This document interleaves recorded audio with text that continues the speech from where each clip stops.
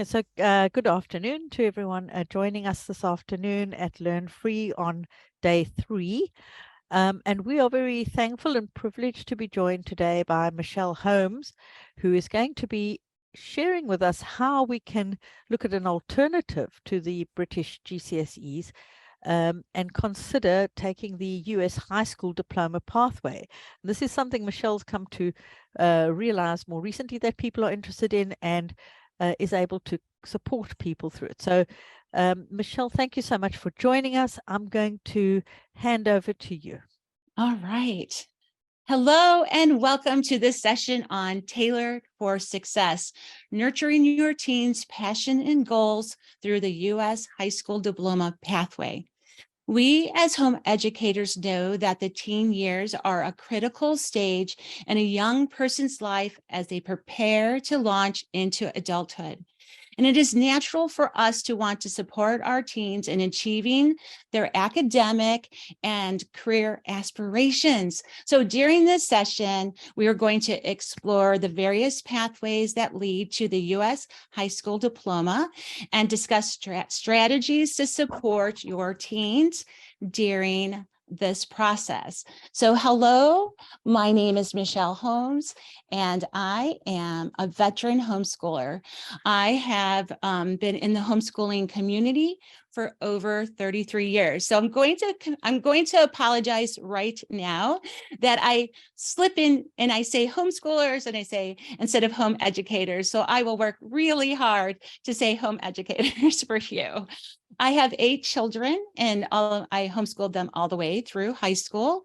I now have 5 in-laws and I have 12 grandchildren, and all of my grandchildren are being homeschooled. And I'm just going to do this little bit of intro that my children have all went on to university.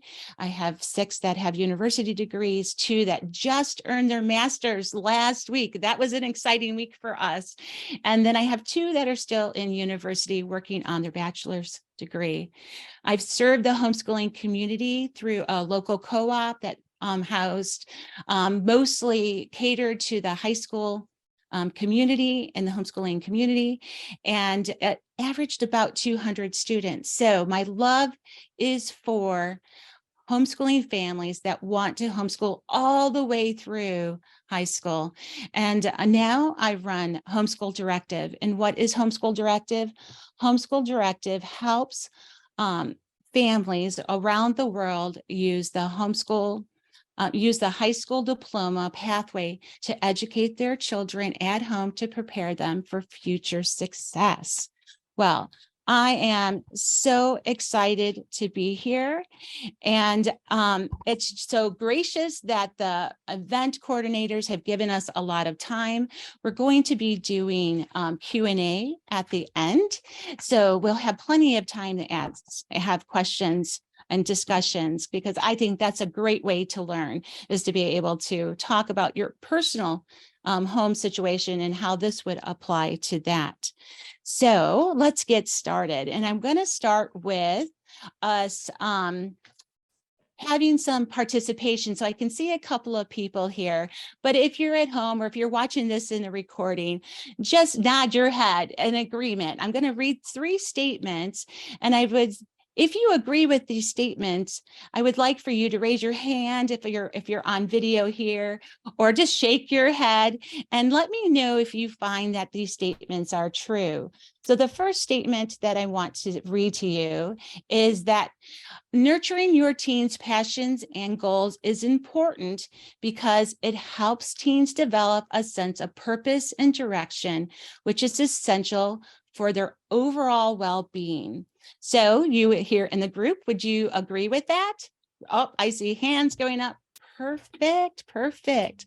Number 2, secondly, nurturing your teens' passions and goals is important because it allows teenagers to build skills, develop talents that can be valuable throughout their lives. Would you agree with that? Yep, I see heads shaking and hands going up. And lastly,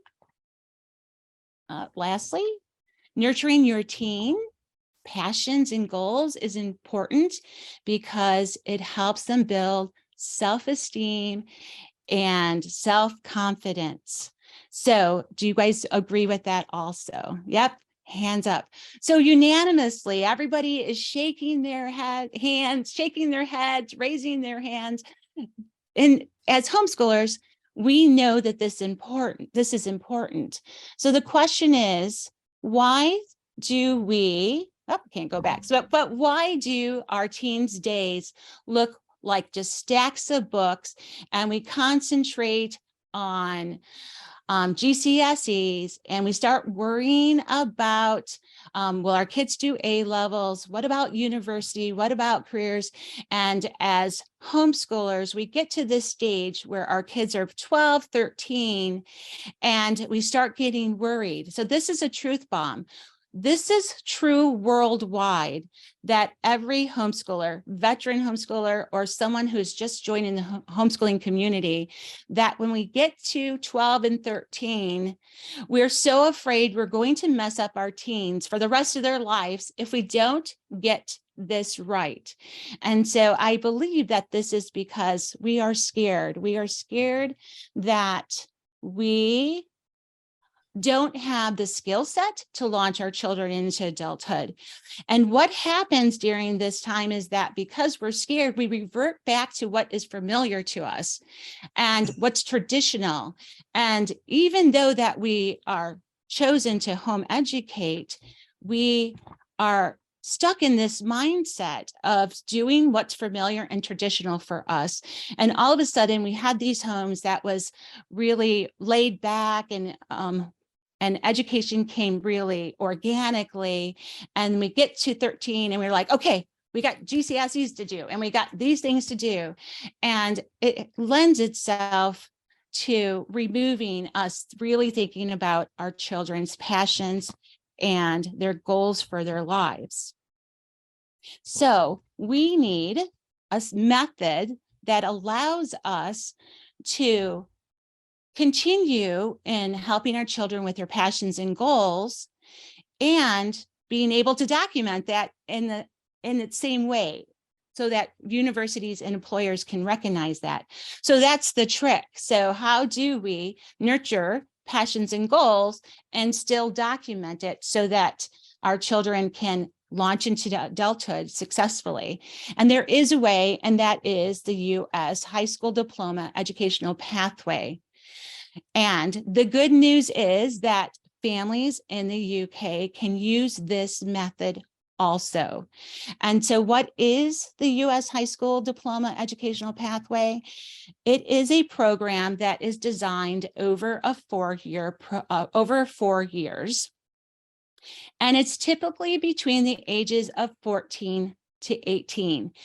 And it's based on a liberal arts education.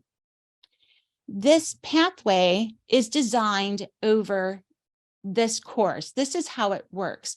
We have graduation requirements, we have credits, and we have diploma. And it works together. And so what are graduation requirements? So if you've researched this topic a little bit on your own, this terminology might seem familiar to you, but it can be confusing also, because graduation requirements are different for every school.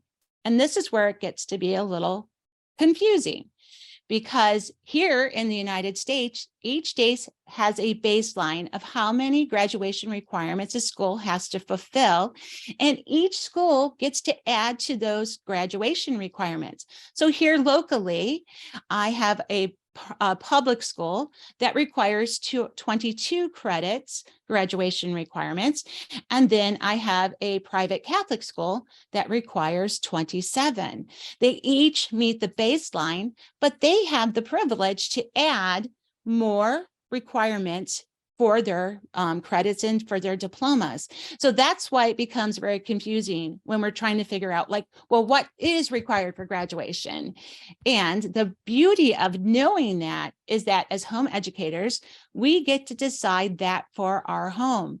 We get to decide what type of graduation requirements that we are going to require for our teens. Now, what is a credit? A credit is just a way to measure how much time and exposure has been around an educational branch, and it's counted over the four-year period. And I'm going to talk a little bit more about these in a few minutes. But once the graduation requirements are met and they have enough credits, then the school issues a diploma, and homeschool families also get to issue diplomas also. So this is all housed on a transcript. And I would like for you to think of a transcript as your resume. It is your child's educational resume. And it's an official document that comes from your home if you're either doing it on your own or if you're using an umbrella school like Homeschool Directive.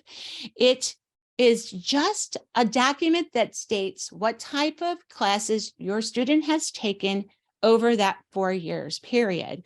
And they use a grading system here, and which counts their GPA. And it also can be more pages than just 2 pages, because it would also house any exams that they sat for. So in the UK, your GCSEs would go on here, any A levels that you were doing, or any college classes would be all included on your high school transcript. So let's circle back to graduation requirements. And what are graduation requirements? Well, if you're looking at the screen, you can see that it says language arts, mathematics, physical science, social science, electives, and physical development. These are the categories, and these seem familiar to you in the UK because all educational systems work on these topics as areas of interest that need to be fulfilled. So even in the UK and all around the world, they have these categories. So these seem familiar to you. What I need you to understand is that educational branches are the top tier of what you need to understand. So as you see on the screen, we have across the top those educational branches. Where it gets confusing sometimes is the categories underneath each educational branch. And so as you can see on here, language arts, everything that fits underneath that is called subjects. So you have your language arts, you have underneath that phonics, handwriting, composition, grammar, literature, public speaking. I mean, this list can go on because it could be poetry and it could be graphic novels. It can go on and on and on. Mathematics, physical science, social science, physical education, and electives. Electives are kind of like those one-off classes that you just don't know where to put on the other part of this educational branches. But this list is not complete. It actually, I stopped counting one day at 200 subjects that can be taught. And why I'm explaining this to you is that because it really comes into play when we're talking about graduation requirements and credits. So in the UK, what you do a little differently is that your mathematics is combined in your GCSEs, where in the United States, we break them apart. Also in your science GCSE, you have one that includes 3 of the sciences together.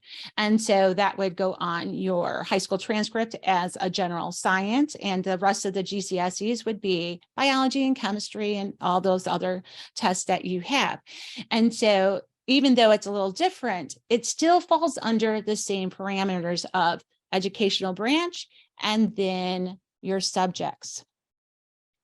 So a credit is earned with a combination of understanding that there is your educational branch, which is the big picture, and then the subjects underneath that, and then what the course is going to be about. This is a traditional way of how to think about a credit. So that would look like this. Your big topic, which is the educational branch, in this case is social science. Under social science is the subject, which is history, and the coursework is world history. And it is a year-long class, so it would be about 1 credit. So as you can see, this credit is going to be for world history, and it's going to fall under the educational branch of social science, and it's going to fulfill that history credit. Now, the coursework could be maybe ancient civilization or World War I and World War II. So that's how you will know how to place this credit on your transcript. So this is the traditional way of thinking through credits. But I'm going to drop another truth bomb for you. The way that I was just showing you was very compartmentalized, but graduation requirements allow you to tailor your students' educational plan around their passions and their goals. We just need to have a strategy and a strategy to do that. And so what I'm going to be suggesting to you is that instead of a credit, we think of it more as an integrative credit.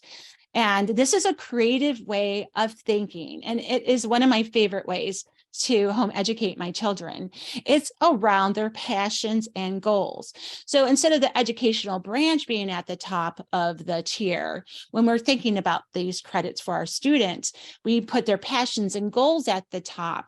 Then we start thinking about the educational branches and we create courses around their passions and their goals, and we integrate them all together. So what does that look like? So here on the screen is somebody playing games. Do we have any gamers, family, kids in the group that their kids are spending hours playing esports? I see a hand. Well, I want you to know that the esport industry is a billion-dollar industry. There is a lot of money, and they need a lot of tradespeople or lawyers. They need lawyers for contracts. They need physical therapy. There's a whole design course around physical therapy for hand injuries. They need event planners. They need managers. This is a huge industry. So let's take it serious. And if our kids are interested in it, let's base some high school credits around that. So what would that look like? So esports is gaming. So we put that at the top in our thinking, esports, and we start thinking about the educational branches. So the educational branches in this case, and this is just a quick thought about it. You could actually add every single educational branch to it if you want. But for this case, in this suggestion here is language arts, social science, physical science, and elective. Well, how do we go about doing that if we're thinking about all esports? So we're going to break this down a little bit. Language arts would be English composition focused on esports, and we would give a credit in that. So now think, esports composition is the art of writing. So research papers around esports. It can be review papers about sporting events. It could be writing about their favorite gamer.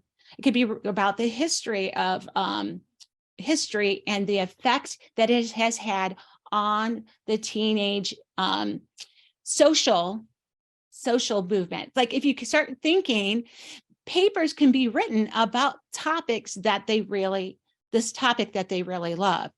So let's think about social science. What is social science? It's the science of humanity and people interaction.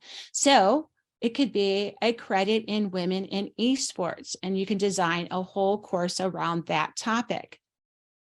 Also, psychology. It could be team sports. What is the psychology behind working together as a team?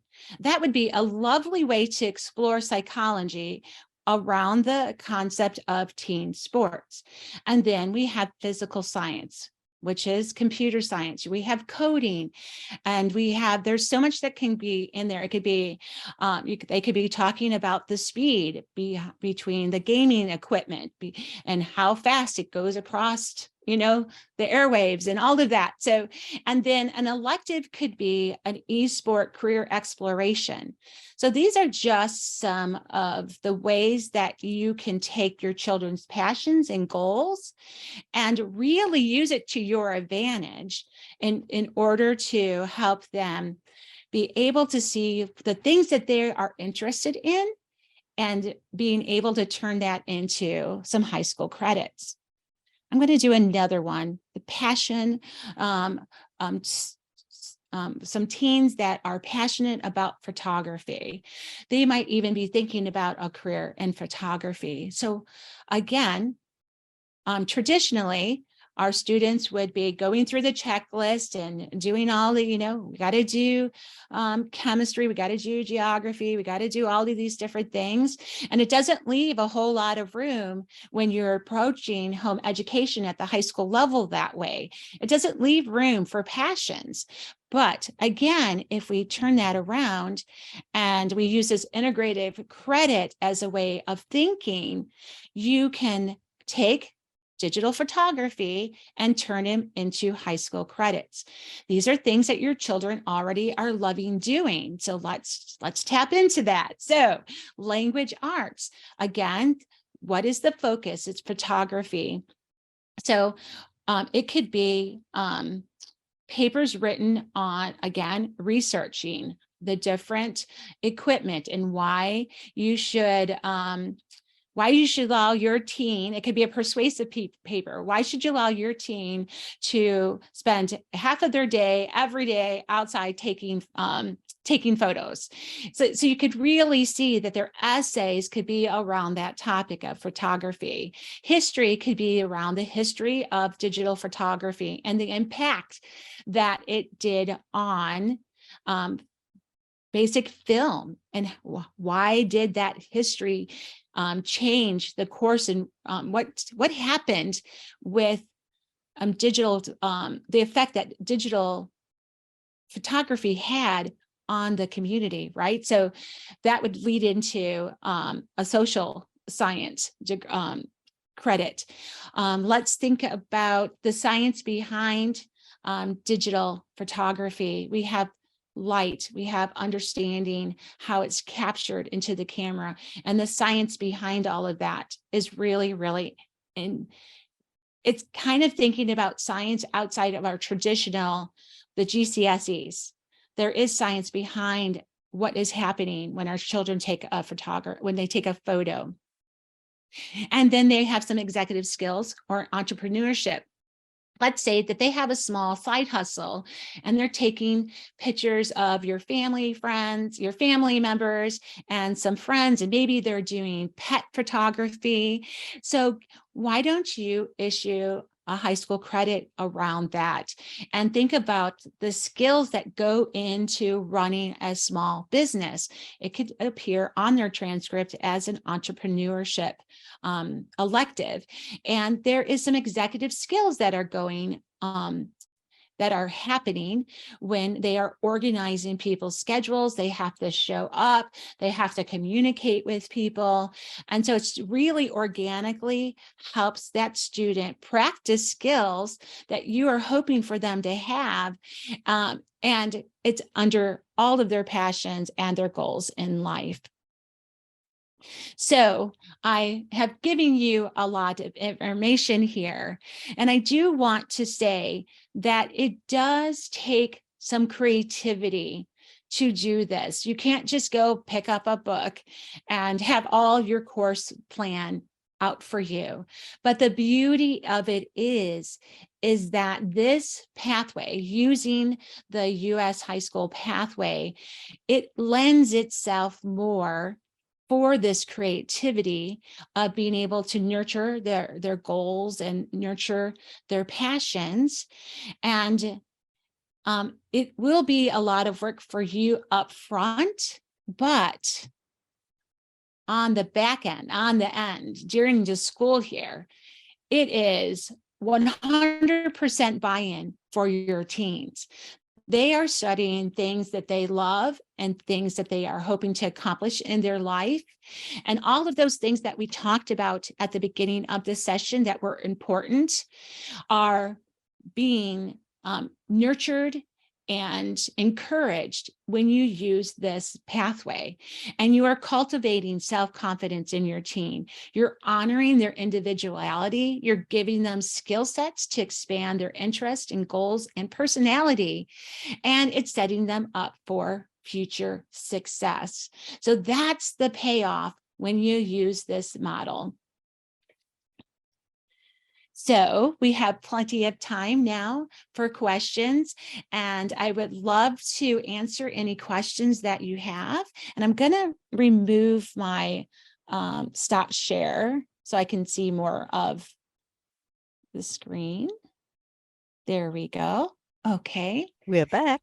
We are back.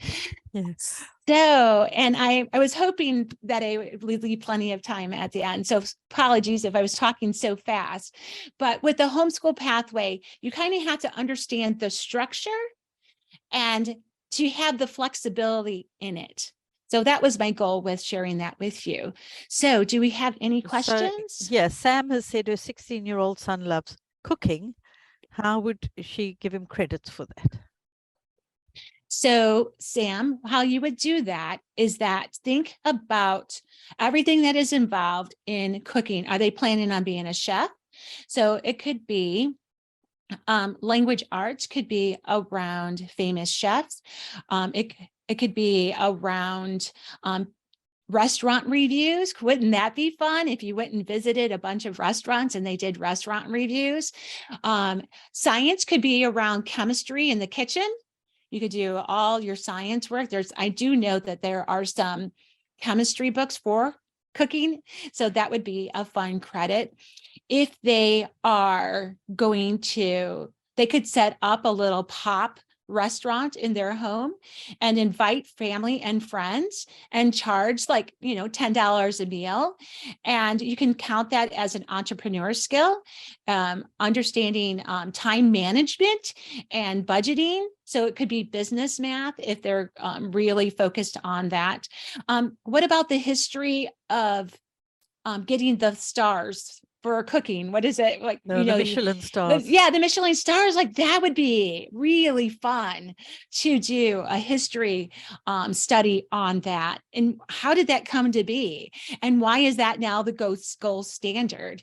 And what about apps? What about here we have like Yelp. I don't know if you have Yelp in the UK, but what about having conversations around how does Yelp reviews affect your restaurant and about customer service?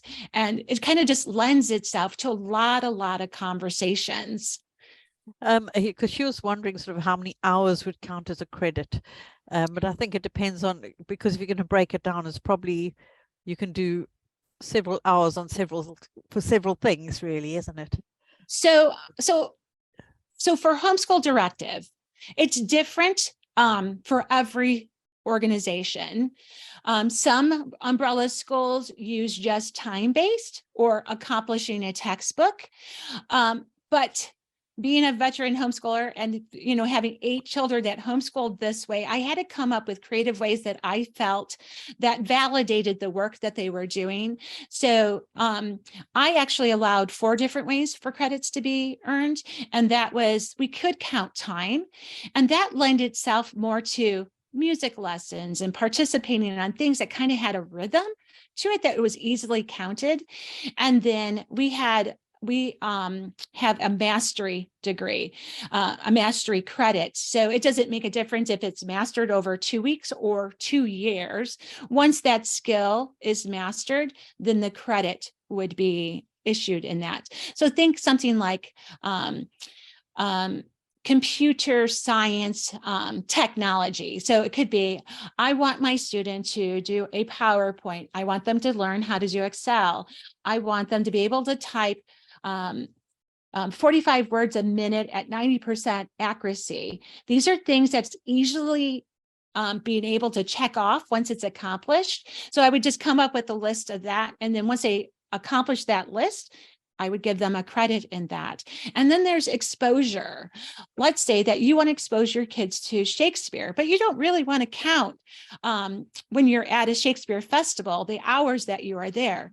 So an exposure credit is designed to really expose your children to that topic or that experience. So again, Shakespeare would be, we're going to watch 3 movies about Shakespeare. We're going to go to 2 Shakespeare festivals, and we're going to go to a play, and we're going to read some Shakespeare plays, and maybe study the history of his life when he was alive, what was happening culturally in around the theater and different things during his time. And so I'm not worried about mastery. I'm not worried about them memorizing dates or anything like that. It's just a way to expose them to the topic. And then the 4th way that Homeschool Directive allows students to earn credit is a combination of all them together. So an example would be, your student is taking a Spanish class online or in a co-op, or they're working with a tutor. And you're like, okay, they're going to be spending 50 hours with that tutor or in that class. I'm going to require them to master 500 vocabulary words. And then I'm going to be exposing them to plays in Spanish or movies in Spanish. We're going to go visit a Spanish restaurant. They got to order in Spanish. And once all of that is achieved, then the credit could be issued. So that frees you up when you're thinking creatively of how those credits could be earned. Michele, just to add on to that. So Michele, you run Homeschool Directive, right? Yes, ma'am. And so you actually assist families so basically a family would say, this is what we've done, and you would just basically let them know if that's enough for a credit or not, or you would actually assist them with that. Is that what you do? Yeah, so we're an umbrella school. So when a family joins us, we look at everything that they've already accomplished, and this can be about age 13. And we look at not only if they've done the GCSEs or if they've done certain things, but we look at their passions. Have they had a passion project that they have spent a lot of time in? Where are they volunteering? Are they in, we call it, Girl Scouts? Are they in any type of programs like that? Are they teaching piano? To the community. So we kind of look at all of the things that they're doing, and we issue credits accordingly to that. And it's a conversation with the parents and figuring out. And then we help guide them to think creatively about their next school year. And then we teach them how to document that, because it all comes down to that we feel better as homeschoolers, home educators, sorry. We feel better when we document things and we can see it in front of us, because it validates, like, we've done this work. And I've always told my children, who each had their own educational experience. So I never home educated them the same way, which is unfair. I'm just going to say, like, they all should have done it the same way. My life would have been a lot easier, but they didn't. And the beauty of that is that I can say to them, your credits are real. What you are doing is real. And my goal became not just wanting to fill their heads with a bunch of information, but to really cultivate this love for learning. My goal came from, instead of being a checklist, I got to do all these things to get them out of high school. It came to my children might have gaps, but if I teach them how to learn, they can fill those gaps when they get older, if they need to. And so that's how Homeschool Directive is based on. So I would encourage our parents to think that same way, that the things that they're doing in their home is just as important. Cooking is just as important as learning your mathematics for that child, right? Yeah. Well, they're all sort of equal in a way. Yeah. And, yeah. I'm just going to jump in with so Leal had a question about the cost per credit or per student, and are there sibling discounts? But what I want to jump on that is, so do would a family sign up with you for the 4-year period, or would they come to you at a specific time? Okay, so And we have a family fee, and that family fee is $500 for the year, and you can take it year after year. And then we have a student fee of $50. And you are locked into that price point when you join. So that will be your price throughout the whole yeah, time. It is one-on-one coaching. It is not group coaching that we are participating in with you. You have access to us at any time for questions. You will have a private portal, and we're always a message away. We Zoom with you as many times as you need for you to feel comfortable. And then we have scheduled check-ins throughout the year. And then we take you through our process of how to document this, because this is the key, right? That, like, if we're going to think creatively, how are we going to make sense of it all? You might already be thinking in your head, like, wait, we're already doing this in our home. You mean I can maybe not do the GCSEs and my students can have a high school diploma? Well, what does that mean for you as a UK family? Is that if you were to go on the USEPs, like what is it? Here in the States, it's called the Common App. Juliet, what is you it mean called? UCAS, the university Yes, clearing system, right. Yeah. So if you go on there, they accept the transcript. Right? All universities in the UK accept the transcript. And here's the reason why, because people worldwide uses the high school diploma method in issuing a transcript. And so they accept foreign students all the time.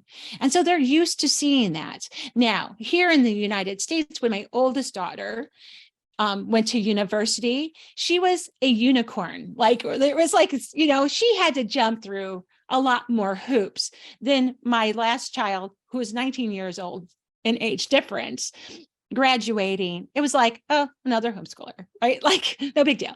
I believe that in the UK, we're a little bit behind, because I think that there's this educational movement happening, which is exciting for me. And one of the reasons why I'm in this community is because it's all about educational reform. And the universities, they're still kind of looking at the homeschool child as a unicorn, but they now on their websites talk about homeschoolers, and they accept the transcript, and they tell you exactly on there, if you want your child to go to university, what they need to do to accomplish that. So if you're planning on going to a top tier university like Oxford, it says right on their website, you need, on your transcript, you need to have a certain grade point average, and you need to have 3 APs, which APs is a trademark name. All it means is that it is a program designed for college level classes during the high school years. And so, so that's what, as you're thinking about this and switching over, for your family, it's going to be like, what is in the best interest of your family? So let's say that you want to do the GCSEs for homeschool directive. If you did the part 1, that would be high school mathematics 1. If you did part 2, that would be high school mathematics that would be high school mathematics 2.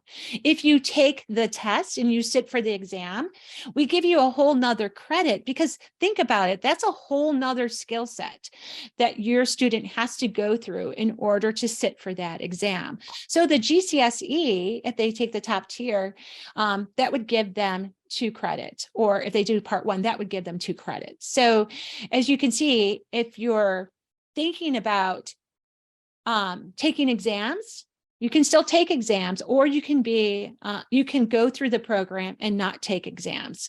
Does that make sense? We're test optional for homeschool directive.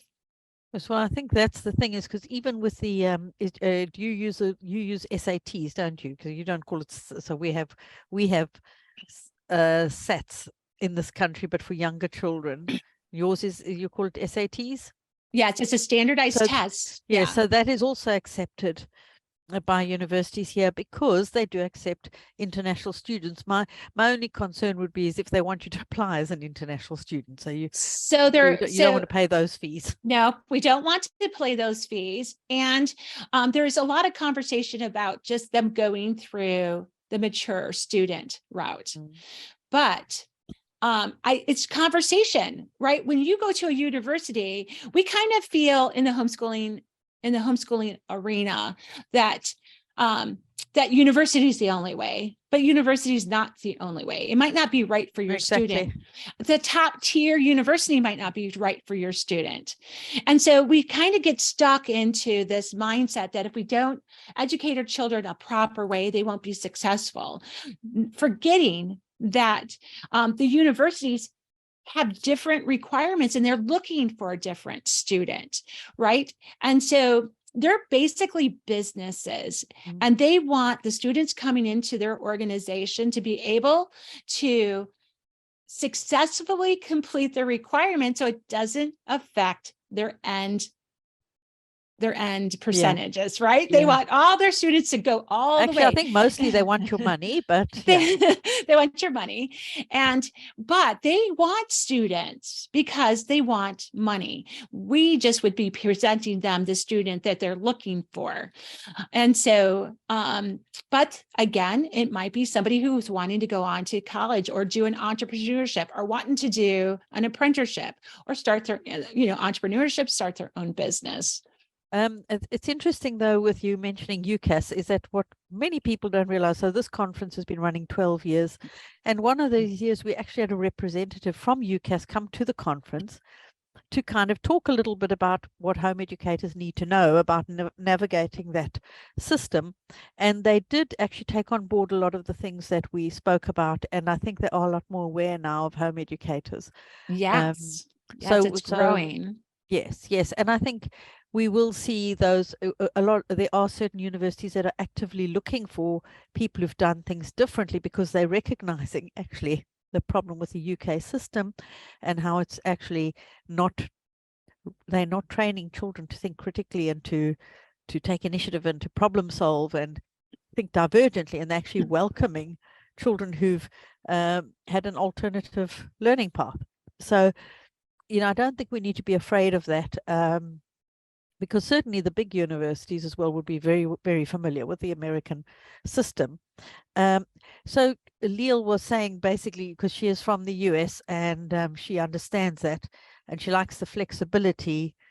So there's not the pressure on exams. And it is interesting that also in this country, there's that focus on the exams at the age 16. So many other countries, that's not the focus. South Africa, for instance, they only do an exam when they're 18.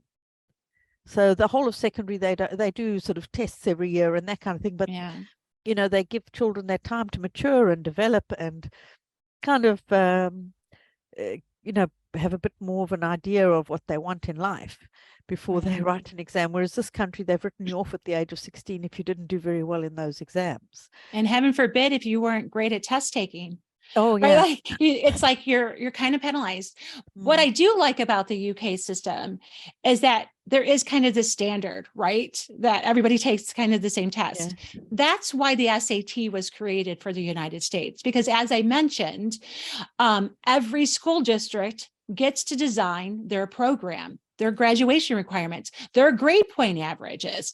So grade point averages at different schools could be an A is 3.75 and another school, it might be 4.0. And so the United States had to come up with a standardized test. That's what it's for, is for the universities to be able to have everybody take the same test. So it's kind of like this reverse, right? They needed a standardized test to be able to make a quick decision. I think too, that we don't talk enough about in the home educating community is that these universities and how many students are applying. So for instance, here at Cornell, which is a top tier school, 70,000 students applied. They only took in 4,000 students. Now you break that up between the departments. So 70,000 students felt that they qualified to go to school there, and they probably did. Right. So how do they narrow it down and accept those 4,000 students? It's the same for Oxford, it's the same for Cambridge. How do they narrow it down? And I think they're narrowing it down. Everybody check, they've done their GCSEs, they've done their A levels check, they've done their SATs check. Like they got they got the right students. So if you didn't get a certain grade point average, if you're using you get filtered out. If you didn't have the right SAT score, you get filtered out. So they're narrowing you down and down and down. And then I believe they're looking for individuals. They're looking for students who will make their schools shine. And homeschool children do that when they present themselves with like, you know what, we took one AP class, we didn't take 15, but we ran a business and it makes 6 figures, right? Like that's pretty impressive. I have a student that went on to Cornell, and you know, she's a brilliant student. She deserves to be there, and she's accomplished harpist. So she didn't just spend all of her time studying. Like she really worked hard on, she's a harpist, and she's there in agriculture because she wants to do the study of winter grapes. Like that's how, like she could go to that school and say, this is the research I want to do, because she had enough time to explore. You know, I remember when she was 10, she's like, I'm going to have a farm and I'm going to have cows, right? And then she worked at a farm and she's like, yeah, no cows. Like, and then she went into gardening, and then she went into trees, and then she fell in love with orchards, and then like her passion grew. And when she went to go interview, trust me, she was a very interesting student to talk to in her interview, because she had all these life's experience around her passion. I think the thing that I think a lot of what would make this attractive to a lot of home educators in the UK is it gives you a bit more time. So there's not that pressure towards the GCSEs at 16. And from what I'm hearing from you, basically, Michele, is that families can actually go and sign up with you as an umbrella school, and you kind of handhold them through the process. Would that be right? Yes, Yeah. yes, So yes. they don't need to feel intimidated or worried, that you would kind of guide them through it. Yes, I think the problem, it's the reverse. Like Juliet, when you and I started, like it was hard to find information. Right now, we almost have too much information to have to go through, and we get decision fatigue. And so it's nice to sit around and talk to a veteran homeschooler. And, you know, back in the days, we would sit in the hallway at our co-op and kind of talk these things through. So it's kind of that, like, you don't have to do as much research. You get to focus more on your family and get to it really, really quickly when you use our service. Okay, so let me see. We've got I just want to check if there's anything there. Yeah, Amy was just saying that a friend of hers is quite shocked by the curriculum for 4-year-olds in this country. Don't even go there. And Heidi was asking if this is doable for world educating teenagers, which I would absolutely think it is. Yeah. Can I make a comment about curriculum? Yeah. I personally feel that all curriculum is good, but it might not be the best curriculum for you. So as home educators, we need to learn how to say no to the good and yes to only the best, because there's so many things out there for us to participate in and curriculum to choose from. And curriculum writers pay people to write their copy. Look, I think what Amy is referring to is the school curriculum. Oh, yes. The school curriculum where they're trying to teach children to read and write at the age of 4. Oh, from definitely. the age of 4. Yeah. Right. So in my home, I had a student, my oldest read when she was 3, and one of my sons didn't read till he was 12. Yeah. Right. He just wasn't ready. Like, you know, my one daughter at 3 could say her alphabet forwards and backwards. You know, my son was 12. So his high school experience looked totally different than hers. Rightfully so. And he went on to get his master's and is in and the company, he is in the VP program there, and he has 3 children and homeschools them. So, you know, what is success? Success is, for me as a home educator, is seeing my children live out their dreams of what they wanted to do and having the skill set to do that. So Homeschool Directive, we do require 30 credits, which at first might sound like a lot, but because we integrate passion projects and volunteer hours and different things like that, the credits kind of pile up, truthfully. And since we treat our transcripts as a live document, when we get to the end, we only put the best 30 credits on there because chances are they're going to have more credits than they will need for their transcript. Yeah. And this resume, we want to present the best student, deciding on where they're planning their future goals are. Yeah. What happens? So when they've completed that sort of transcript, does that go somewhere else for the diploma to be issued, or do you issue the diploma? We issue a diploma also. Okay. Okay. Yeah. So that's all recognized as well, because you've got, I'm assuming, and it's an accredited thing. We are in the so here in the United States, the accreditation process, it's not a federal program, and so there are hundreds of accreditation associations. So kind of think like, oh, the dentist association, right? Like, yeah, no, I think I'm with you, because like the college system that I spoke with you about earlier, you get the awards that are given at the end of that course might be from the London School of Economics that awards it, or the this and that School of Arts. They might, it's not necessarily a government thing. Right. So accreditation here actually is a long process. So we're in that process, and it's retroactive. So it takes a while. And since we're a fairly new umbrella school, we are working our way actively through that process, which is lengthy, and our accreditation should be awarded for 23, 24, and it'll retroactive back. Yeah. So, but the whole accreditation thing becomes an important topic, because I need people to understand that it's basically just a group of people who are going to come in and look at our back end things and say that, our administrative paperwork is in order. When it comes down to the accreditation process, we were very careful to pick an organization that would allow the type of credits that we want our students to be able to have. Some accreditations are very narrow, and those schools can only use a certain curriculum because of their accreditation. So it's really hard now to even evaluate different umbrella schools. And that's why some of them have set curriculum, because their accreditation is wrapped into that accreditation. They have to have certain teachers with certain credentials and so on. So we found an organization, it's a pretty big organization, that will allow us to continue in the process of allowing this flexibility in our parents really being able to design a self-directed, student-led education for their students. Well, I think Amy's raised the point here about the cost. So I'm assuming you pay that $500 every year, right?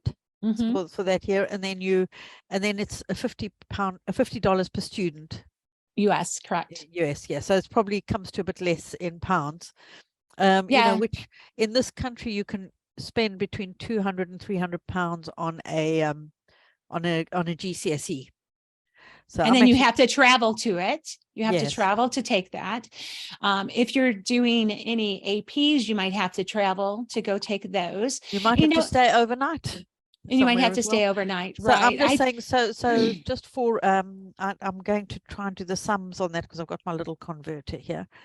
Is that, so £200 British pounds would be 248 US.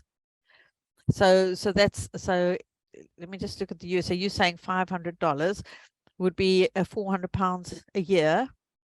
It's spread over a year for everything you're getting, and then plus you've got the $50 per student, right? Right.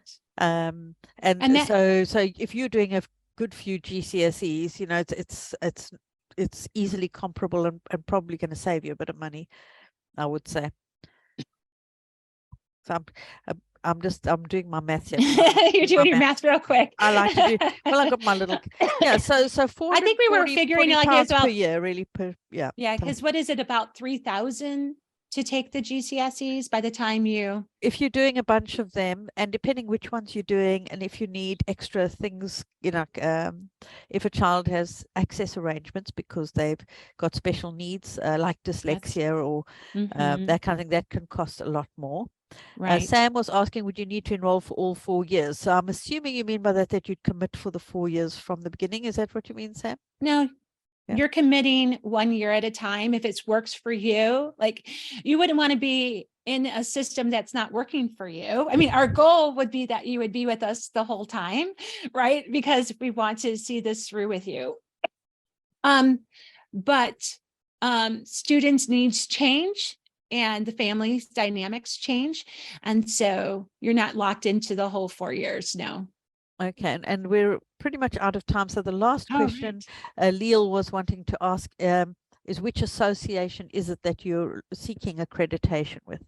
It's WSAC. Okay, Is what it is. WSAC. Yes, and you can see that on our website. Okay, Yeah. So Michele is also an exhibitor on the website, so you can go and look on the exhibitors page. And you've also given us a fantastic prize, haven't you? I did. Yeah. Let me go and find that, if you can remember what is off the top of your head. Oh, I can. So I've created a record keeping system and a credit planner of how to organize your credits. It's a second binder, and then our student binder. We're giving that away as a group prize, and that's in a digital format. And the student planner was actually designed by my kids, because traditional planners didn't work for them. And so these tools are designed to help you organize your own homeschool high school academy. Yeah. So that's one of the prizes we'll be giving away tomorrow. So Yay. if you're really interested, and that's something to kind of hope for. Hope that we'll pull your name out their hat. So right. And I just want to mention here that if you go to homeschooldirective.com/talk2HD, you can have a free 20-minute consultation too, where we can kind of discuss your family. Do you want to pop that in the? Yeah, if you don't mind. Can you type that into the chat, or do you want me to type it in? Yeah, could you just type it in really fast? Homeschooldirective.com. I can't, where's the chat box? Let me see. Okay. Oh, there we go. Yeah. I can do it. Yeah, maybe just go and grab the link, cut and paste.